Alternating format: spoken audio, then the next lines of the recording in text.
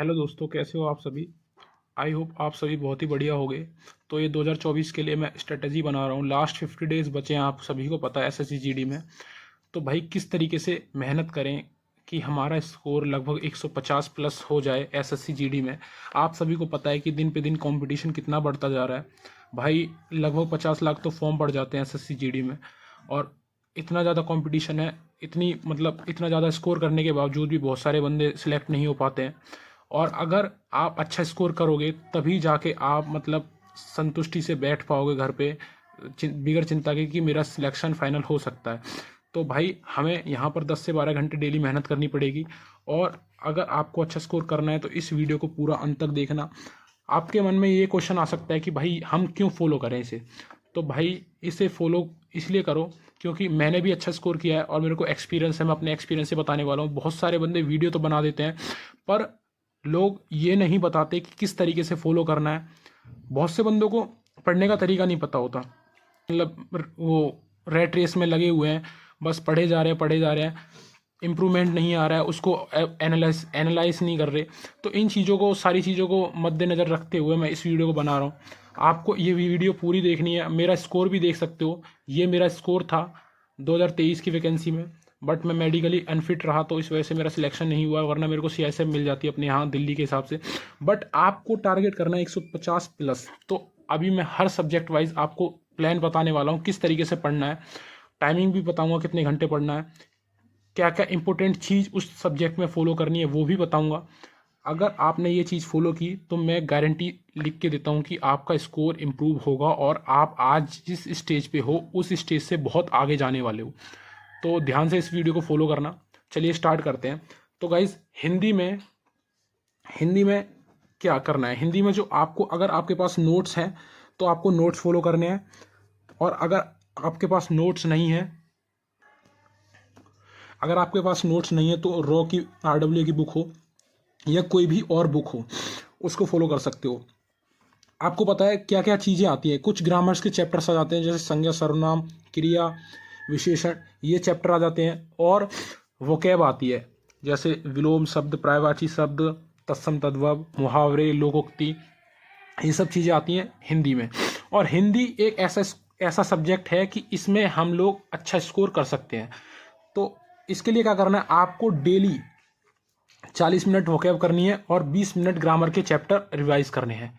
तो 40 minute vocab में क्या करना होगा कि आपको पता है बहुत सारे बंदों को ना याद नहीं होती वोकैब। तो उसके लिए क्या करो, आप 5 पर्यायवाची करो, ज़्यादा मत करो, 5 करो, डेली करो, कम से कम 5 से 7 या 8 बार उसको बार बार पढ़ो। और उसको क्या करना कि जब सोने जाओ ना, उससे पहले, सोने से पहले 2-3 बार रिवाइज कर लो। 5 पर्यायवाची पढ़ने में या याद करने में लगभग 7-8 मिनट लगेंगे, और जब रिवाइज करोगे तो आपको 1-2 मिनट में ही रिवाइज कर लोगे। और साथ में 20 विलोम, 20 मुहावरे रिवाइज करते रहना। अब ये क्या करना है, ये काम आपको डेली करना है। 40 मिनट और 20 मिनट वाला काम आपको डेली करना है। डेली लगभग 1 आवर आपको थ्योरी वर्क के लिए देना है। अब सबसे मेन और इम्पोर्टेंट चीज़ आ जाती है, इसमें क्या करना है कि आपको जो टेक्स्ट बुक है उसका पास हो तो बेटर है, वरना यूट्यूब पे भी प्रैक्टिस सेट चलते हैं, उनको भी फॉलो कर सकते हो। यहाँ पर आपको टेक्स्ट बुक के पास से 2 सेक्शनल मॉक लगाने हैं हिंदी के, वो आपको मिल जाएंगे। उन 2 सेक्शनल मॉक को लगाओगे, उनसे आपकी प्रैक्टिस भी होगी। और फिर क्या करना है, एनालाइज करना है। एनालाइज कैसे करना है मैं आपको बता देता हूँ। एनालाइज करके नोट डाउन करना है उसमें, और उस जो कॉपी नोट डाउन करोगे उसमें, उस कॉपी को डेली आपको सुबह उठते ही रिवीजन करना है। वो नोट डाउन कैसे करना है वो मैं आपको बता देता हूँ कि नोट डाउन किस तरीके से करना है। तो गाइज देखो, ये पिछली बार की मेरी हिंदी की नोटबुक है, और आपने मेरा स्कोर तो देख ही लिया। तो साथ ही बताता हूँ इसमें नोट डाउन किस तरीके से करना है। जैसे आपने वो टेक्स्ट बुक ऐप खोला, उसमें एनालिसिस पे गए तो वहाँ पर क्वेश्चंस को देखना है। जो क्वेश्चन आपको आते हैं उनको नोट डाउन मत करो, उसके डिस्क्रिप्शन में बहुत सारी चीज़ें लिखी होती हैं। तो देखो मैंने यहाँ पर लिख रखा है, जैसे ये देखो, ध्यान से देखते चलो आप। जैसे पर्यायवाची लिख रखे हैं, या मुहावरे हो गए, विलोम शब्द हो गए, तो ये एक तरीके से आपका संजीवनी का काम करेगा।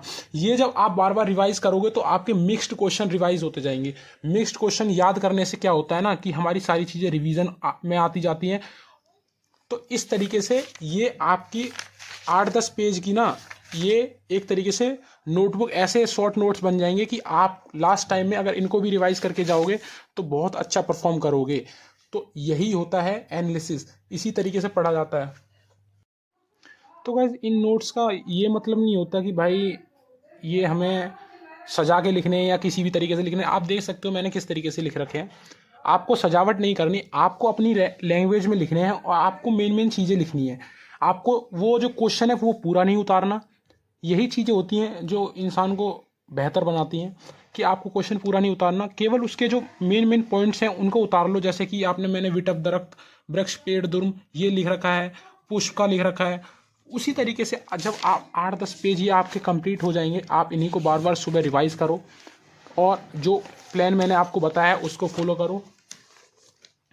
बाकी हिंदी में और कुछ नहीं करना आपको, इतने से ही आपका अच्छा स्कोर हो जाएगा हिंदी में। तो गाइज बोलने में थोड़ी बहुत दिक्कत हो रही है, उसको मैनेज कर लेना। आपको मेन चीज़ है कि आपको चीज़ें समझ आनी चाहिए। तो गाइज यहाँ पर रीजनिंग के लिए आपको क्या करना है, आपको डेली 1 से 1.5 घंटा देना है, उसमें केवल प्रैक्टिस करनी है। रीजनिंग इतना टफ सब्जेक्ट नहीं है, बट हम क्या है कंसिस्टेंसी नहीं रखते रीजनिंग में भी, इसी वजह से हम उसको हम उसको हल्के में ले लेते हैं। तो उसमें जो स्कोर बच्चे जहाँ पर 20 में 20 करके आएंगे, हमारे 20 में 15 या 14 रह जाते हैं, 16 रह जाते हैं, तो वहाँ पर हम पीछे हो जाते हैं कंपटीशन से। तो आपको क्या करना है, यहाँ पर डेली टेक्स्ट बुक से या 3 सेट लगा लो, या अगर आपके टेक्स्ट बुक का पास नहीं है तो क्या करो कि यूट्यूब पे सर्च करो RWA, वहाँ से प्रैक्टिस सेट चलते हैं और प्रैक्टिस सेट के प्लेलिस्ट सेव कर लो और डेली 3 सेट लगाओ। लगाने कैसे हैं कि टेक्स्ट बुक तो आपको एक मॉक फॉर्म में मिल जाएगा तो आप डायरेक्ट लगा लोगे, पर RWA के जो वो होगा, जो प्रैक्टिस सेट होगा, उसमें आपको लाइव कभी भी नहीं लेना। लाइव तो कभी भी क्लास लेना ही मत। क्या करो, क्लास को डाउनलोड कर लो, डाउनलोड करने के बाद उस क्लास को पॉज करो, क्वेश्चन को अटैम्प्ट करो। क्वेश्चन को अटैम्प्ट करने के बाद अगर आपसे सॉल्व होता है तो बढ़िया है, अगर नहीं होता तो आप उसको देखो, नहीं होता तो देखो। और फिर क्या करो, जो क्वेश्चन आपसे नहीं हुआ उसको स्क्रीनशॉट ले लो, और स्क्रीनशॉट लेने के बाद आपको क्या करना है, उसका स्क्रीनशॉट लेकर आपको एक फोल्डर बनाना है इंपॉर्टेंट क्वेश्चन रीजनिंग का अपने गैलरी में, उसमें उसको सेव कर लो। और सेव करने के बाद आपको रिवाइज करने हैं वो डेली जो स्क्रीनशॉट आपने सेव किए हैं, जब भी आप नेक्स्ट प्रैक्टिस सेट लेने जाओ। ये चीज़ आप समझ गए। इसी तरीके से लेना है, जो आप 1 घंटे का प्रैक्टिस सेट होता है वो आप लगभग 30 मिनट में या 25 मिनट में सॉल्व कर लोगे, अगर इस तरीके से करोगे। अगर लाइव लोगे तो 1 आवर जाएगा वेस्ट, कुछ फ़ायदा नहीं होगा। तो यही होती है स्मार्ट स्टडी, इसी तरीके से करना होता है और कुछ नहीं होता। अब मेन चीज़, एक और चीज़ बताता हूँ आपको, जैसे टेक्स्ट बुक में तो आपको सेव का ऑप्शन होता है, वहाँ पर टेक्स्ट बुक में सेव करके वहाँ पर भी यही प्रोसेस फॉलो करना है कि आप वहाँ पर रिवाइज करो। रिवीजन हर चीज़ में एक ऐसी भूमिका निभाता है, वो आपको बहुत आगे ले जाने में मदद करता है। रिवीजन से हमारे कॉन्सेप्ट भी मजबूत होते हैं और हमें पता चलता रहता है कि ऐसा क्वेश्चन आएगा तो हम इस तरीके से इसको हैंडल करेंगे। मान के चलो रीजनिंग में आपके कुछ चैप्टर्स तो वीक होंगे, जो आपको बार बार क्वेश्चंस गलत होते होंगे, तो उनको क्या करना है, आपको सर्च करना है यूट्यूब पे। यूट्यूब पे सर्च करने के बाद वहाँ पर टॉप 100 क्वेश्चन SSC डाल देना और उसके टॉप 100 क्वेश्चन प्रैक्टिस कर लो। उसमें भी यही फॉलो करना, वहाँ पर आप क्या करना कि स्क्रीनशॉट लेके और सेव कर लेना, उन क्वेश्चंस को बार बार रिवीजन करना। रिवीजन करते करते रीजनिंग आपकी ऐसी हो जाएगी, प्रैक्टिस करते करते, रिवीजन करते करते, कि आप 20 आउट ऑफ 20 ही करके आओगे। तो गाइज यहाँ पर हम GK GS का भी देख लेते हैं। आपको GK GS में क्या करना है कि आप लगभग 20 से 25 मिनट क्या करना, पॉलिटी पढ़ना। पॉलिटी में आपको पूरा थ्योरी लेके नहीं बैठना, आर्टिकल्स करने हैं, डेली 10 आर्टिकल्स याद कर लो, सोर्सेज होते हैं वो याद कर लो, और अनुसूची भाग याद कर लो। इट्स इनफ फॉर पॉलिटी, इतना ही आता है पॉलिटी में, आर्टिकल्स वगैरह आते हैं। फिर आपको स्टैटिक GK करनी है, ये ऑप्शनल है आपके, अगर करना चाहो तो बेस्ट है, अगर नहीं करना चाहो तो मैं जो नेक्स्ट चीज़ बताने वाला हूँ उसमें कवर हो जाएगी आपकी स्टैटिक GK। आप 1 घंटे स्टैटिक GK करो, ट्रिक से कर लेना। नवीन सर की प्लेलिस्ट यूट्यूब पे पड़ी है, वहाँ से कर सकते हो, या आपके पास स्टैटिक GK को ट्रिक लगा के, जब ट्रिक बना के याद करोगे तो बहुत ही अच्छी तरीके से चीज़ें याद हो जाती हैं, हमारे दिमाग में सेट हो जाती हैं, वरना वैसे याद करने में बहुत ही टफ होता है। जो सबसे रामबाण इलाज है GK के लिए वो क्या है, प्रैक्टिस सेट। प्रैक्टिस सेट अभी नवीन सर का चल रहा है, उसको फॉलो करना चाहो आप उसको भी फॉलो कर सकते हो, पर मेरा सजेशन ये है कि आप उसको मत फॉलो करो। उससे बेटर है कि आप नायक सीरीज़ का फॉलो कर लो, उसमें 35 सेट करा रखे हैं। 35 सेट ऐसे हैं कि अगर आपने वो कर लिए तो आपको जीके में कोई नहीं रोक सकता। आपको पता है ना एसएससी का क्या चीज़ होता है? एसएससी में है पीवाईक्यू। पीवाईक्यू जिसने कर लिए वो एसएससी में फोड़ के आएगा। तो पीवाईक्यू अच्छे से करने हैं। पीवाईक्यू ही नायक सीरीज में कर रखे हैं। और पीवाईक्यू किस तरीके से कर रखे हैं? सर इंपोर्टेंट चीज़ें लिखवाते हैं, वो सारी चीज़ें रामायण नहीं लिखवाते।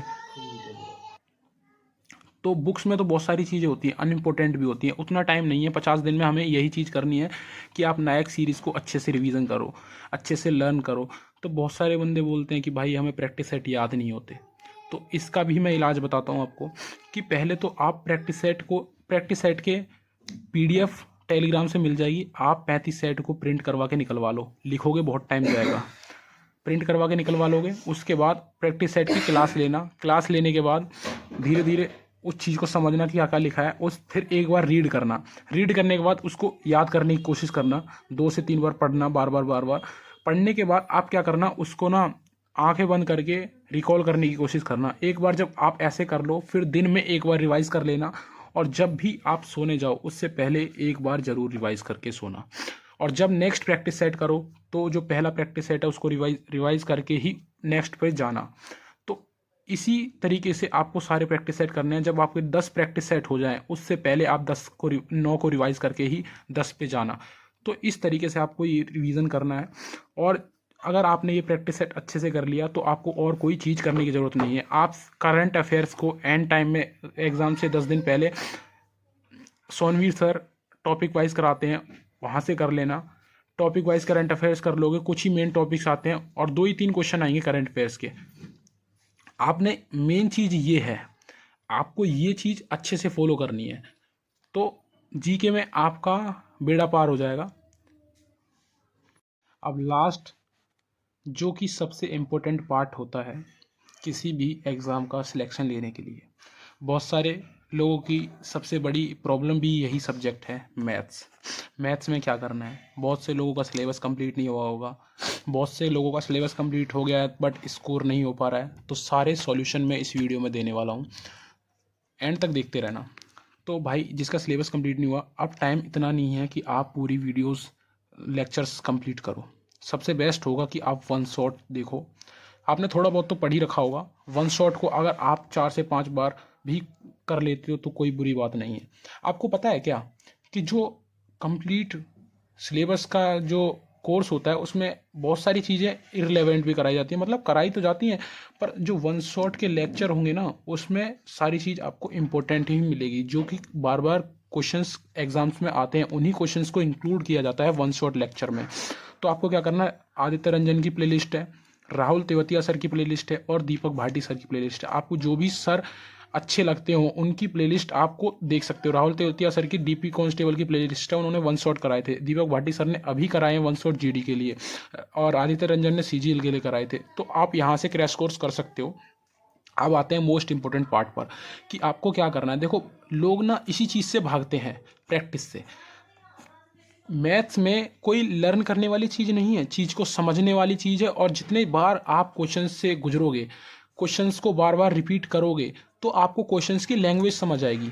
तो उसके लिए आपको क्या करना है, डेली कम से कम 3 प्रैक्टिस सेट करने हैं। टेक्स्ट बुक से करो या फिर अगर आप पे टेक्स्ट बुक का पास नहीं है तो आप यूट्यूब से कर लो। आप 3 प्रैक्टिस सेट करोगे, उसमें क्या होगा कि बहुत सारे क्वेश्चंस आपसे नहीं बनेंगे तो उनको सेव कर लो या फिर स्क्रीनशॉट ले लो। सेव करोगे तो टेक्स्ट बुक में ही आप रिवीजन का ऑप्शन होता है, वहाँ पर रिवाइज कर सकते हो। वहाँ पर लाइब्रेरी होती है, उसमें सेव के ऑप्शन में जाके रिवीजन आसानी से कर सकते हो। और स्क्रीनशॉट लेके आप वो एक मैथ्स का फोल्डर बना लेना, उसमें डालते जाना। तो क्या करना, जब भी आप नेक्स्ट प्रैक्टिस सेट लगाने जाओ अगले दिन, तो उससे पहले जो स्क्रीनशॉट लिए हैं उनको जरूर रिवाइज कर लेना। अगर आप एक क्वेश्चन का स्क्रीनशॉट लेते हो तो आपका एक कॉन्सेप्ट रेडी होता है। अगर मान के चलो 400-500 क्वेश्चन आपने स्क्रीनशॉट लिए तो 400-500 क्वेश्चन कॉन्सेप्ट हो गए। इससे ज़्यादा एग्जाम में क्या पूछेगा भाई? यही कॉन्सेप्ट एक चैप्टर में लगभग 15 से 20 कॉन्सेप्ट होते हैं, और 400-500 अगर कॉन्सेप्ट आपने रेडी कर लिए तो एग्ज़ाम में इससे बाहर नहीं जाने वाला। बट क्या एक चीज़ शर्त है कि आपको ये जो 400-500 क्वेश्चन है इनको बार बार रिवाइज करना पड़ेगा। आप जब रिवीजन करने जाओगे तो आपको बोरिंग लगेगा। बोरिंग चीज़ को ही बार बार करने से भाई आप इम्प्रूवमेंट में पहुँचोगे। तो आप समझ चुके हो, आपका कलेक्शन बन जाएगा। उस कलेक्शन को जब भी एग्ज़ाम देने जाओ उससे पहले कम से कम 4 से 5 बार दोहरा लेना। और अगर आपका कोई चैप्टर बहुत ही ज़्यादा वीक है, जब आप क्वेश्चन लगाओगे तो बहुत सारे क्वेश्चन नहीं बनेंगे, तो उन क्वेश्चंस का चैप्टर देखना कौन सा है, टाइम एंड स्पीड डिस्टेंस है या टाइम एंड वर्क है या CISI है, जो भी चैप्टर हो उसको सर्च कर लेना, उसके 100 से 150 क्वेश्चन लगा लो, 100 ही लगा लोगे तब भी आपका वो चैप्टर आसानी से क्लियर हो जाएगा। बट शर्त ये है कि जब आप प्रैक्टिस सेट करोगे तो उसके स्क्रीनशॉट या सेव क्वेश्चंस को बार बार रिवाइज करना है। और दूसरी बात, जो भी चीज़ों को आप देखो, ज़्यादा चीज़ें मत पढ़ना, पर जो पढ़ना उसको लिमिटेड रखना, समझे।